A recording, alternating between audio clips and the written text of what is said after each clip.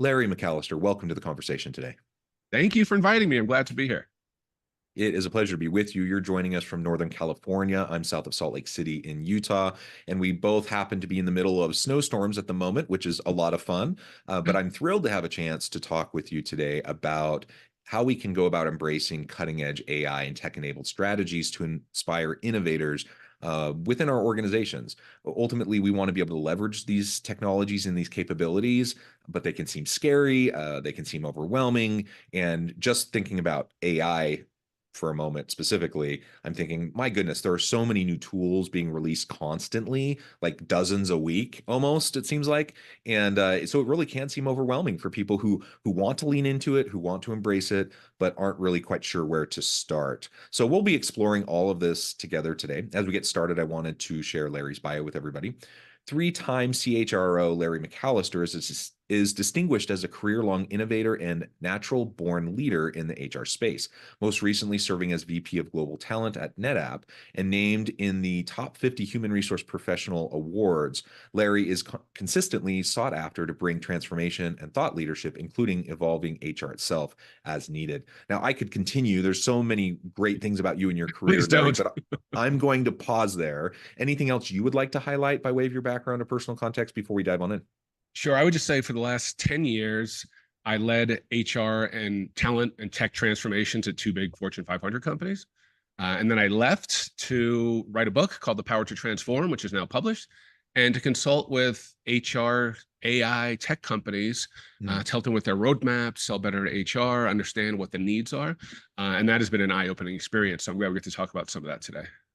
Yeah, fascinating. And the HR tech space and the HR AI space is quite the Wild West at the moment. I'm sure you could speak to that much more than I can, but I'm thrilled to just be able to dive in deep on this and explore all this together. Okay, why don't we start by having you just kind of lay out the general landscape as you see it, with the current, well, maybe even leading up to the current environment. Like, where have things been going, say, the last 5 years or so, that have gotten us to where we are today? And then we can start to dive into what companies are dealing with now. So I think in general, AI has been heavily invested in. I say we're in Yeah. the golden age of our HR technology. We're caught up. All the money used to go into Salesforce and go into all, revenue generating tools, which you have to, but HR tech has caught up. So I think HR folks need to think of themselves as technologists. You can't wait for someone to bring it to you. You have to be able to go out and find out what it is. And we'll get into that, how you do that a little bit later. But what happened recently in 2023 is the explosion of generative AI, Right. which things, the basics are like ChatGPT or whatever, but it's across the spectrum. And for the first time in history, humans and machines are literally collaborating together. That's what generative AI does. You can collaborate. So the idea of being worried about ethics, absolutely. Being worried about, is it correct? Absolutely. But putting your head in the sand, there's no more hiding from it. We have to get ahead of it. And I think my top of the line advice is embrace, understand, and then figure out how to implement, which we'll talk about in a bit. Yeah, yeah, awesome. And you highlighted, the ethical component, the bias component, that it is something we need to be very much aware of and to continue to talk about in relation to generative AI. We need to talk about, the stuff that it produces, because sometimes it's not completely accurate. Sometimes it's making stuff up because it sounds right, or whatever. So we need to have humans that can monitor and have checks on those sorts of things, as part of the path towards new content that we're creating, or whatever. So there are ways that we can mitigate the risks and reduce or even eliminate many of the challenges and risks that people are really concerned about. But we do have to invest in it. We have to be committed to it. And ultimately, like you said, putting your head in the sand isn't going to get it done. You may be nervous about it. You may not be happy about it. You may think this is the worst thing ever and that it's the beginning of the end. It's okay to feel all of those things.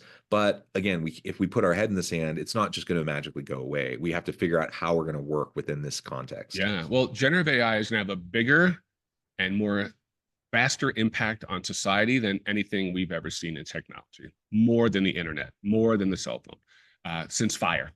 It's going to touch every part of your life, your kids' lives, your job, your home. So I'm building out a AI-enabled leadership academy to really understand what does the leader of 2025 have to embrace. And the core of that is humanity and empathy. Remember the old days we had emotional intelligence and, IQ? The IQ has gotten a lot better with generative AI.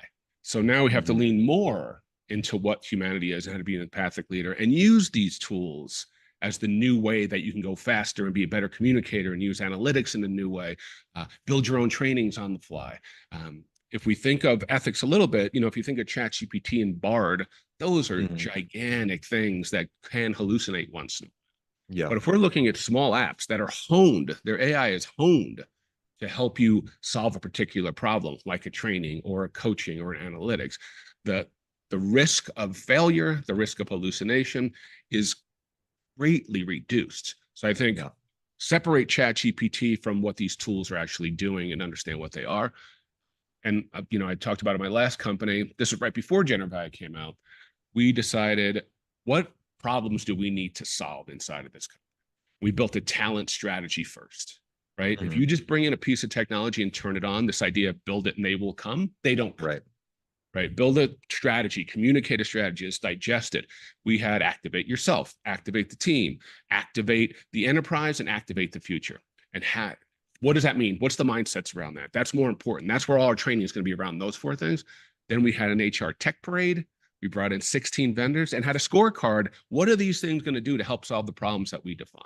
And narrowed that down to 5 vendors that we brought in. I brought in 7 vendors in 2 years and propelled the strategy. So my big message is, find out what your problem is, communicate the strategy, then you go look at the technology. And then the parallel to that, or the other thing is, make sure you're bringing a technology against the employee experience. Is our hiring too slow? Is our onboarding too slow? Do people not feel they have a growth path here? What are the biggest issues versus what your strategy is? And that's how you pinpoint what kind of technology you need to bring in. Yeah. I mean, and that sounds obvious. Like, first identify the problem, then create a strategy, then look for the tools that can, I mean, that seems basic, but it seems like most people aren't doing that right now. Like some new tool comes out and we're like, ooh, that looks super fancy. And then you spend all this time like playing with it to try to figure out, okay, now how can we like retrofit this in? That is spot on. You exactly said it, retrofitting it in. That's never going to work. That's why, and I think that is why people get cold feet. They'll bring in something that got sold to them will solve a problem, but that's not the problem you're trying to solve. And then you go from what you're expecting 80% of your employees, 60% of your employees to try it in the first year, and you get 10% of your employees, you're like, I'm out, right? This failed. And then you won't get budget for the next one, or you won't get the buy-in for the next one. So just bringing it in, the shiny object is not the answer. The solving of your problem is. And I think I've seen job openings for head of HR digital transformation. There are new jobs now, like prompt engineers. This is already changing the face of how companies think about growing their employees and driving their business. So it's here for sure. Yeah. So the tech-enabled strategies, developing those first based on the real issues and problems that you're facing with a mind towards employee experience is what I'm hearing you say. It's kind of the foundational piece that's necessary before we start going out and looking at the new tools that we want to try to bring in. Right.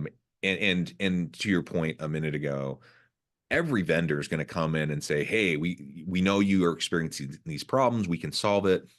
That's their business case for why they exist. But every organization is a little bit different. Every context is a little bit different. And so just because generally they might be able to help organizations with XYZ problem doesn't mean that their solution is going to be able to fit your exact problem, or that even that's the biggest pressing problem for your organization. So even though it could be a useful tool, maybe you do have that problem, but maybe it's like the 10th down the list, and you really have other things that are much more important that you need to focus on. So, I mean, you have 100 problems, right? You can get 100 solutions. But so, I said the HR Tech Parade, it sounds like a fun event, which it was, but the rigor of having a cross sort of group team put together a scorecard. What are we really after? And the rigor of that was really what made it. So that forced us to think about what are our problems, what are our priorities, and inside that problem, what are the most important things we need to solve this year, next year, and the following year. So the rigor of just putting our scorecards together and thinking about the problem at a numeric number almost really made that tech parade. If people couldn't answer those questions, they didn't get to the parade. Then when they got to the parade, we were able to stack rank them against what we had managers at the tech parade, IT, legal, HR folks, recruiters. So it was a very cross-functional. Everyone had their own reasons, but we agreed on what the technology was and what the scorecard was. And that really made us have much more impact when we brought these tools in. Can you zoom in a little bit more and talk specifically about how you went about creating that scorecard? If you don't mind. I mean, clearly it was connected to the problems people were facing and some of the strategies that you've already talked about. But yeah, like what were some of those items on the scorecard? And I don't ask this as like some prescriptive thing. Like we're not saying, okay, everyone's going to have to do their own these things on their scorecard. It's going to be different for every organization, right? That's the point. But like, what was your process to put together that scorecard? Yeah. So we said, what is the biggest problem that we're seeing in the Pulse survey? What's the problem we're seeing, like just hearing at the executive level? And the two things were, I don't know where my growth is here. And there's a lot of silos inside this company. So we decided what would be the best internal mobility tool, also that would develop you and help you move across the organization to break down silos. So that was our number one thing. And that's where we brought in Fuel 50. Fuel 50 was able to say, people can see their next 3 steps inside this company. And I always say that's why I wrote the check to them. And then you could post gigs and find mentors inside the company that we said are not part of your organization. So it was an entire enterprise-wide system that solved the 2 biggest problems at the biggest impact. And at the time we implemented it, we were the fastest implementer of Fuel 50 in their history. 60% of our employees did the self-assessment in the first. So that was and then the second one was, we cannot recruit fast enough. We're getting beat to the punch. So how do we source faster? So we had a couple of AI matching recruiting tools. And the one that was the fastest that we chose was Eightfold at the time. They were able to say, here's a stack rank of everyone who's ever applied to your company that matches your job. So I always say technology doesn't replace the human interaction. It gets you to the human interaction faster and with more actionable data. So the recruiters didn't have to do all that sourcing. They're immediately going right to the candidate. So those are the first 2 really big enterprise ones we brought in based on our 2 needs and our scorecards. Yeah. And you talked about doing some pulse surveys, then building off of the pulse surveys. And ultimately, what I want to highlight here is just the need, as we're putting together something like this scorecard that you're talking about, like the need for collaboration, the need for buy-in across the organization. You're not going to be able to come up with a scorecard unless you go through like this process. And it's not going to work. Like you said, you were the fastest implementer ever of this particular product in their history. That's not going to happen unless you have buy-in. And buy-in's not going to be Let me give you generated. 2 more great buy-in things. Yeah. I mean, your point is spot on. We didn't even practice this, and you're hitting all the right questions. One is I immediately brought in what I called a business advisory group before any technology or even the strategy. So it was 12 VPs around the world that were seasoned, credible, and pessimistic. So we would run stuff by them. This is what we're doing. This is what the talent strategy is going to be. This is how we're going to present it. What do you think? That serves 2 purposes. You have now 12 seasoned, credible champions for you who are inviting you to their team meetings, who are talking about this.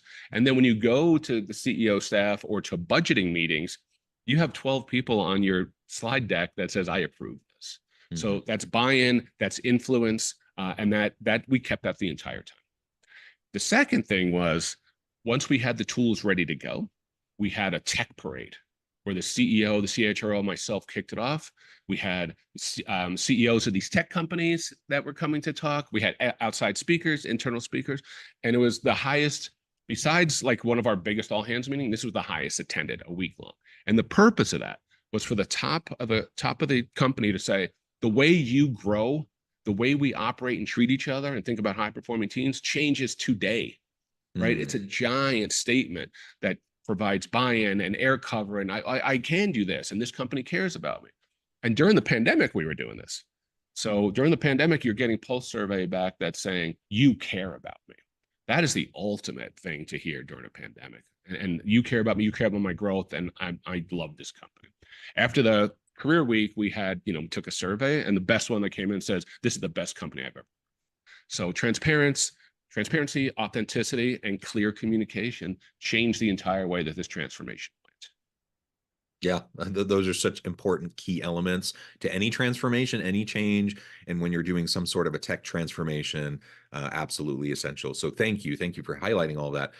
Something else you said just a minute ago, like in one of the tools that you decided to write a check for and to implement, it hit multiple boxes, right? And so you were able to leverage it in multiple ways to help the organization. And I just want to highlight how important it is to think carefully about the number of tools we're asking our people to adopt. Sometimes there really is a really wonderful new tool that's going to be perfect for you. It's going to meet your needs and solve your problem. And it doesn't currently integrate with anything else, and so you just have to buy a separate tool. That happens, and you deal with that, and you do the cost benefit analysis and everything. But what we also need to be very aware of is that so many organizations are adopting so many tools that there's probably a need to prune quite a bit, because people can't possibly be constantly adopting new things, and you're wasting time and money, honestly, because you're just having too many things that don't really get utilized. Yeah, I think that's a great point. It goes back to what we were talking about. If you're bringing a tool to solve a basic problem like processing, that 10% of the company are going to use, and it's obviously faster, that's entirely different, right? You can do that as a one-off. Like, geez, this is going to make us go faster, thank God. But if you're doing an enterprise-wide change where you're saying every employee needs to do this, if it is not backed by the strategy and the voice of the CEO, and approved by our scorecard, it is not going to get digested correctly, as we mentioned. Now, to your point, you bring 3 things that no one knows about, or doesn't really seem clear what it's doing. You're just like, it solves that problem. It solves that problem. You're overfeeding the baby. And you know what happens when you do that, we all know what happens. So that's why enablement, I changed the name of my team. I had talent acquisition, but I also had talent development, which we changed to talent enablement. So I'm not here to manage you. I'm here to enable you to have the best mindset, the best strategy, and the best tools to enable you to do your best work of your career at this. So it's important to, as you said earlier, it all has to fit into what this company's trying to do, what the growth strategy is. And if you can tie the business to the HR and the technology strategies do that, that's how you have true transformation, which means behavior change over the long term. That's over the long term, sustainable change. That's what we're shooting for. 100%. You've laid out, I think, really well what we can do proactively as we're starting to develop our strategies and go out and talk to vendors, et cetera. What about the organizations or the people who are joining us today who are thinking, that sounds wonderful, but we're like way past that. Like, we've already adopted all these things and it's a mess and it's not being utilized and our digital transformation's a joke and blah, blah, blah. Like, it's not going well. Nothing that you just described is what they've done, right? Yeah. So it's like timeout, right? Yeah. So if that's happening, what can you, any suggestions or advice for leaders on how to kind of after the fact start that pruning process so that you can get back into the range of manageable and helpful? So I think step 1 is stop banging your head against the wall. It's very difficult to save the drowning, the ship that's going down. You're not going to be able to do it. So I think you have to stop and reset and say, okay, because what happens is the natural inclination is to keep pounding on that tool until it works, and it ain't going to work because there's more structural enterprise-wide.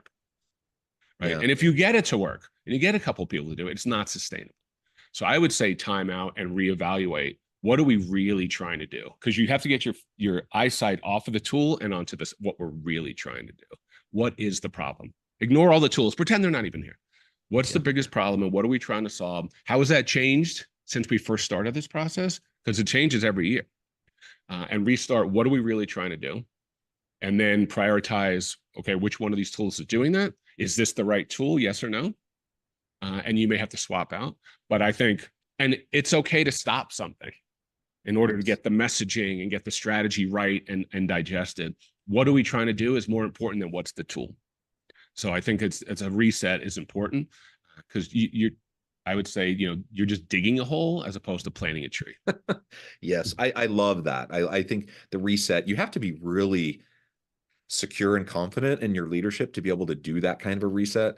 And but it's going to be the most effective when you want to go through and objectively evaluate everything that you have and make sure that you're pruning back and making the right choices.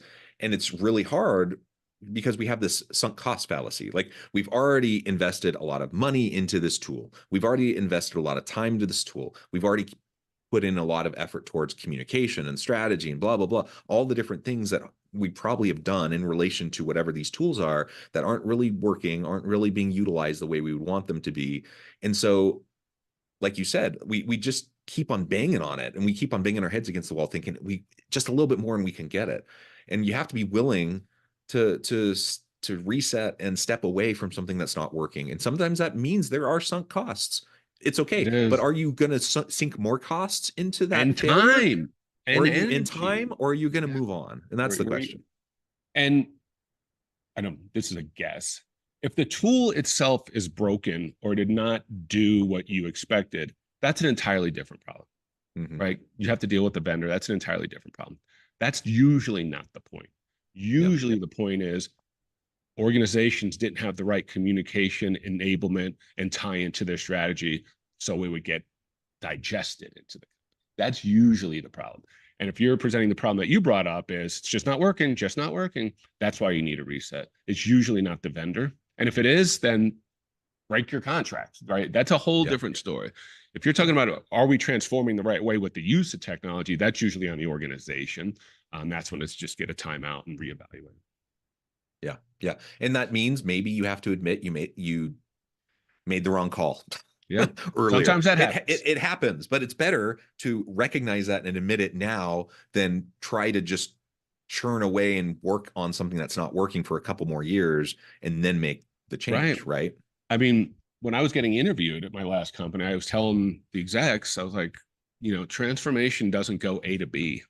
It's not a direct line. We'll plan it as a direct line, but it's probably not going to go on a direct line. And we're going to break some glass. Some stuff is not going to work because transformation needs speed, right? It needs velocity. So we say velocity is speed times direction. And if you're not moving at speed, the transformation dies. So if you have to go at speed, that means you're going to break some glass and some things are not going to work for the sake of the longer term enterprise-wide change. And sometimes I brought in a small, it was sort of a recruiting tool that it just didn't get picked up by the recruiters. And we ended up killing it and went to the tech parade, say, we need to do this in a much more methodical. So it happens, but dragging through a year of that or 18 months of that is hurting the morale and the engagement of your own team. And it's going to make it that much harder the next time. No one's going to give you the keys. Right? If you keep banging the car into the pole, no one's going to give you the keys next time. So pull over and reevaluate. Yeah, absolutely. And one other thing I want to mention that you talked about earlier is I think the hidden gem of having an HR tech stack like this is the voice of the employee is so much broader. So most of companies rely just on the pulse survey, which gives you a certain amount. They're answering a question or questions, and AI is analyzing them and saying, here's the big engagement factors. Absolutely needed, bedrock. But if you're getting feedback from Fuel 50, which is telling you what skills do people want, what jobs do people want, what kind of things are they learning, that's an entirely different thing. We had BetterUp as a vendor, which is coaching, mobile coaching. They're saying this is what people are asking for, especially during the pandemic. It went from I want to be a great leader to I don't want to die, right? I want to be felt like I'm cared for. So you start integrating all those with a tool like Presidio, which attaches to all those tools, uses generative AI and tells you what the problems are, can predict turnover. And then your next year's talent strategy, your next year's budget is totally, completely done with data from the company's employees, which is so much more powerful than you going in there and saying, this is what I think, this is what I think. Data, true data from across your HR tech stack is 100x more important than just a pulse survey. Yeah. Yeah, well said. Larry, this has just been a fascinating conversation. I know we've only scratched the surface. There's so much more we could go into, but I know at the time I need to let you go here in just a minute. So before we wrap things up for today, I just wanted to give you a chance to share with the audience how they can connect with you, find out more about your work, and then give us a final word on the topic for today. Sure. So Larry McAlister book is where you can get a book and some bonus material. Also, you can hit me on LinkedIn. I think those are the two easiest ways, LarryMcAlisterBook.com and LinkedIn. And I think you are a technologist, you are a transformationalist. HR is not here to babysit. HR is here to make sure that employees and managers have the easiest way to grow themselves in the company. I love it. Thank you, Larry. It's been a pleasure. I encourage the Thanks, audience John. to reach out, get connected, find out more about what Larry can do for you. And as always, I hope everyone can stay healthy and safe. They can find meaning and purpose at work each and every day.